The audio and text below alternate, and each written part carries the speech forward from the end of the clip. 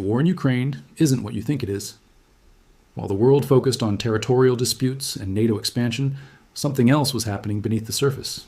680 tons of refined silver, hidden in underground facilities near Mariupol. Putin knew it was there, NATO knew it was there, and nobody told you.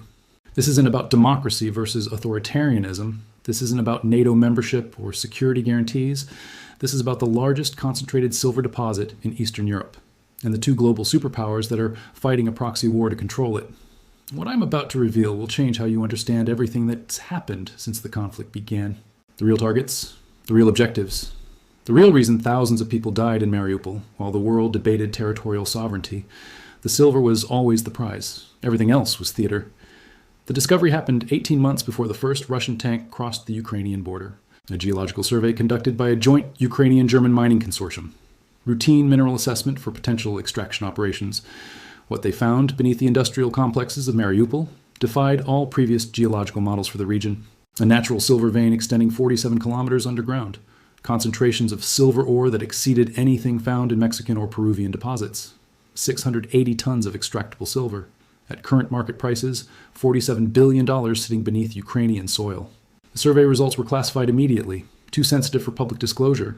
Too valuable for commercial development. Too strategic for normal market mechanisms. But information this valuable doesn't stay secret, especially when it involves resources that governments consider essential for national security. Within 6 months, intelligence services from Russia, China, the United States, and major European nations had obtained copies of the geological data. Everyone knew Ukraine was sitting on one of the largest silver deposits ever discovered. The question wasn't whether someone would try to control it. The question was, who would move first? Putin moved first. But he didn't invade to steal Ukrainian silver. He invaded because he discovered that Ukraine was planning to sell extraction rights to NATO countries, specifically to American mining corporations, with direct ties to the Pentagon's strategic mineral procurement programs. The same programs that created Project Silver Eagle, the same infrastructure America uses to stockpile silver for economic warfare against China. Putin realized that Ukrainian silver wasn't just a commercial opportunity for Western companies. It was a strategic resource that would give NATO overwhelming leverage in precious metals markets. 680 tons of new silver supply flowing to American strategic reserves. That's enough metal to manipulate global silver prices for years, enough to weaponize silver markets against Russian industrial interests, enough to give America permanent advantage in resource warfare. Putin couldn't allow that to happen, so he invaded. The early phases of the conflict make perfect sense when viewed through the lens of mineral control rather than territorial expansion. Russian forces didn't just attack Ukrainian military positions, they targeted specific geographical areas with surgical precision. Mariupol wasn't strategically important because of its port facilities or steel production. It was strategically important because the silver deposits extended directly beneath the city's industrial district. Russian artillery didn't randomly shell Mariupol neighborhoods. They systematically destroyed infrastructure that could interfere with future mining operations while preserving underground access points identified in the geological surveys. The siege of Mariupol wasn't about eliminating Ukrainian resistance. It was about securing mining rights through military occupation. Russian forces occupied Mariupol for 83 days. Officially, they were clearing the city of Ukrainian military positions and establishing administrative control. Unofficially, they were conducting the largest precious metals extraction operation in modern military history. Satellite imagery from that period reveals activity that has nothing to do with military operations. Heavy mining equipment moved into the Mariupol industrial zone under cover of darkness. Specialized drilling vehicles that served no military purpose. Excavation operations that extended far beyond anything required for defensive fortifications. Russian mining engineers were working beneath Mariupol, while the world thought Russian soldiers were fighting Ukrainian defenders. The extraction began immediately after territorial control was established. Not the full-scale mining operation that would have been visible to international monitoring. Selective high-grade extraction designed to remove the most valuable deposits before anyone realized what was happening. Intelligence sources estimate that Russian forces extracted approximately 180 tons of silver from Mariupol deposits during their occupation period. That silver was transported to processing facilities in occupied Donetsk, refined into bullion, and shipped to Russian strategic reserves. 180 tons of Ukrainian silver, stolen through military occupation, valued at approximately $12 billion at current market prices. But the extraction operation was just the beginning of Putin's strategy. Because controlling Ukrainian silver wasn't enough to achieve Russian objectives. Putin needed to prevent NATO from accessing the remaining deposits, which meant permanent occupation of Mariupol was essential to Russian strategic interests. The Russian withdrawal from Mariupol wasn't a military defeat. It was a calculated redeployment designed to maintain mining access while reducing international pressure over territorial occupation. Russian forces didn't abandon the silver deposits. They created a frozen conflict zone that prevents Ukrainian or NATO mining operations, while allowing continued Russian extraction through proxy forces and sympathetic local administrators. The Donetsk People's Republic isn't just a separatist political entity. It's a mining occupation administration designed to facilitate Russian resource extraction under the pretense of local autonomy. Ukrainian silver is being stolen in broad daylight, and the international community is treating it as a territorial dispute rather than resource theft. But NATO intelligence services understand exactly what's happening. Classified briefing documents describe Russian activities in occupied territories as systematic mineral asset appropriation rather than military occupation. NATO knows Putin is mining Ukrainian silver. They know the extraction operations are ongoing. They know Russian strategic reserves are being supplemented with stolen Ukrainian resources, and they are allowing it to continue because stopping it would require military intervention that nobody wants to authorize.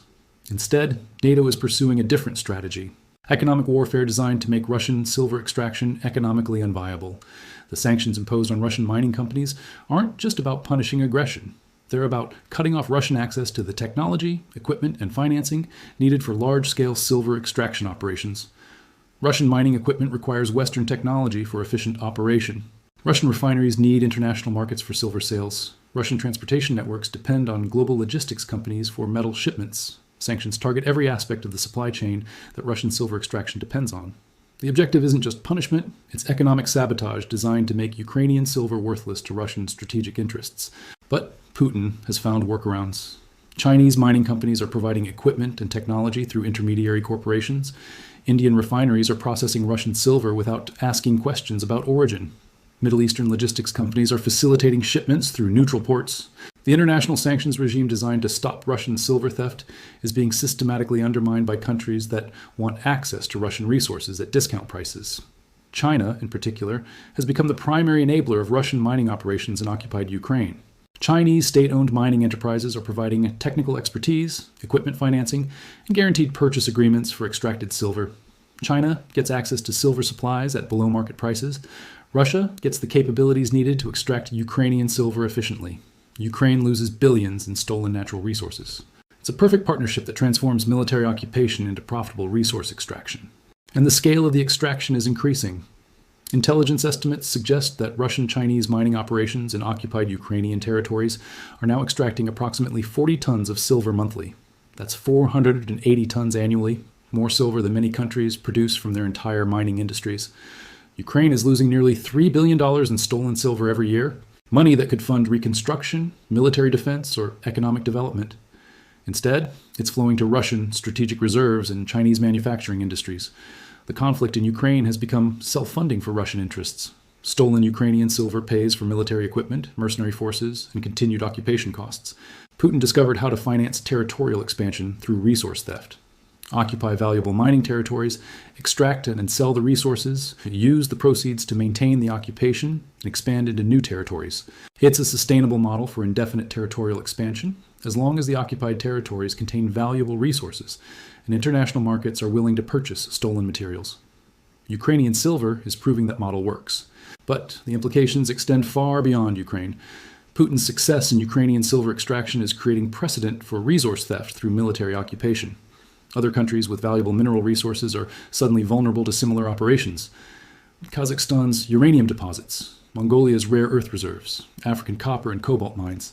Any country with valuable resources and limited military defense capability is now at risk of occupation and extraction by powers willing to use military force for resource acquisition. The international law principle that territorial sovereignty protects natural resources is being systematically destroyed by Russian operations in Ukraine. If Putin can steal Ukrainian silver through military occupation without meaningful international response, what prevents similar operations against other resource-rich but militarily weak nations? The answer is nothing prevents it. Putin has demonstrated that resource theft through military force is economically viable and politically sustainable, which means the Ukrainian conflict isn't just about Ukraine, it's about the future of international resource security. NATO understands this threat, which is why Western military aid to Ukraine isn't just about supporting Ukrainian sovereignty. It's about preventing the normalization of resource theft through military occupation. Every Ukrainian military success in reclaiming occupied territory isn't just about territorial sovereignty. It's about stopping Russian mining operations and preventing the extraction of Ukrainian silver. The counteroffensives targeting occupied Donetsk aren't just military operations. They're economic warfare designed to disrupt Russian silver extraction and protect Ukrainian mineral wealth. But Ukrainian military capabilities are limited. Russian mining operations are protected by military forces that Ukraine cannot easily dislodge. The silver extraction continues even as international attention focuses on military developments. Meanwhile, the stolen silver is reshaping global precious metals markets in ways that most investors don't understand. 400 tons of Ukrainian silver has entered global circulation through Russian and Chinese channels over the past 2 years. That's nearly 2% of global annual silver production being supplied through illegal extraction operations. This stolen silver competes with legally produced silver from legitimate mining operations. It depresses global prices by increasing supply without corresponding increases in official production statistics. Mining companies worldwide are competing against stolen Ukrainian silver without realizing it. Their profit margins are being compressed by resources that shouldn't exist in commercial markets. But the market impact goes beyond price suppression. Stolen Ukrainian silver is being used to manipulate precious metals markets for geopolitical advantage. Russian strategic planners can flood markets with stolen silver to crash prices when Western countries are trying to accumulate strategic reserves. They can withhold silver to create artificial scarcity when they want to pressure Western manufacturing industries. Ukrainian silver gives Russia unprecedented capability to manipulate global precious metals markets for political objectives. And China benefits as the primary purchaser of stolen Ukrainian silver. They're acquiring strategic resources at discount prices while supporting Russian geopolitical objectives that align with Chinese interests. Chinese manufacturers are using stolen Ukrainian silver to produce electronics, solar panels, and military equipment that compete with Western products in global markets. Ukrainian mineral wealth is being transformed into Chinese manufacturing advantage and Russian geopolitical leverage. The victims aren't just Ukrainian civilians whose resources are being stolen.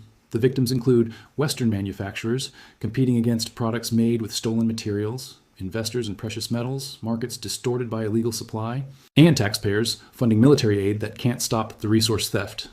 Everyone loses, except Putin and Xi Jinping.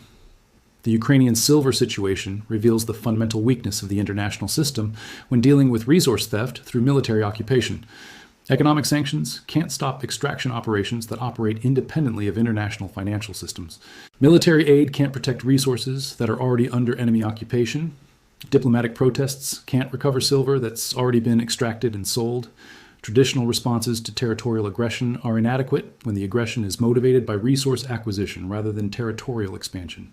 Putin isn't trying to rebuild the Soviet Union. He's trying to control the mineral resources needed for economic warfare in the 21st century.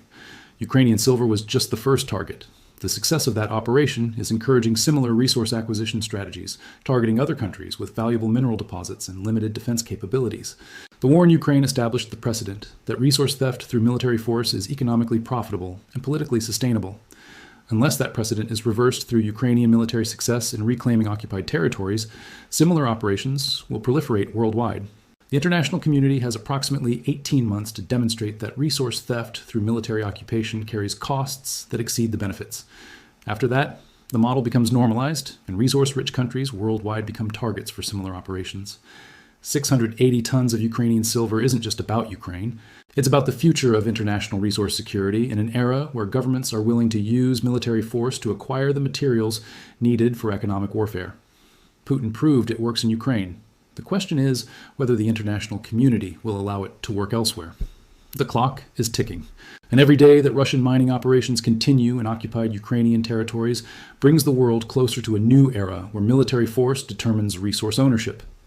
The war in Ukraine was never about NATO expansion or territorial sovereignty.